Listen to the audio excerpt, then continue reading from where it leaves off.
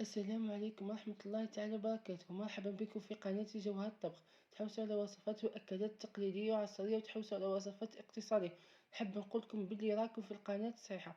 معايا راح تلقاو كل حاجة تحوسوا عليها. راح نحاول نجيب لكم جديد وتكون حاجة تعجبكم تستفادوا منها. واليوم جبت لكم وصفة مسكوتة ببيضة واحدة وبنينة بزاف في نفس الوقت اقتصادية. وإذا عجبتكم قناتي ما تنساوش ديروا الابوني والجيم وتشاركوا الفيديو مع حباباتكم.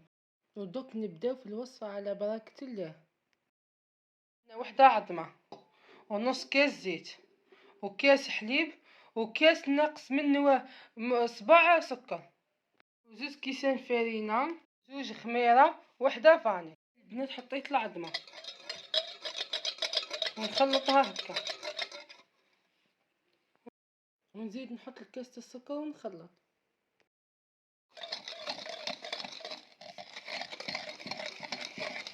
كاس زيت ونخلطه.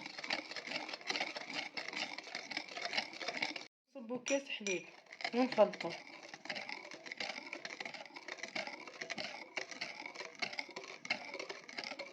وحدة فاني ونحركو.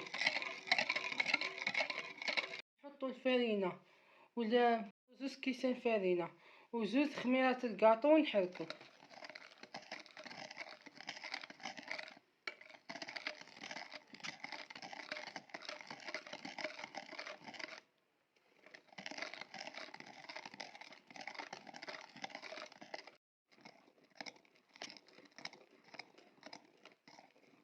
وهكا يكون يا البنات قوام الخليط.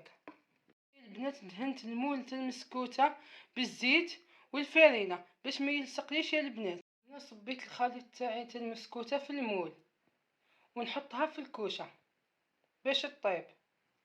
هنا يا البنات كي طابت نحيناها من المول، حطوها في الصحنه كيما هكا.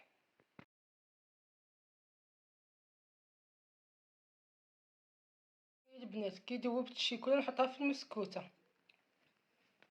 وصلنا لنهاية الفيديو، نتمنى تكون عجبتكم الوصفة. اللي يوصلوا لنهاية الفيديو يكتبوا لي في التعليقات رأيهم في الوصفة، وتكتبوا لي واش حابين ندير لكم وصفات جديدة باه تكون حسب الرغبة تاعكم. ودمتم في رعاية الله، بقاو على خير.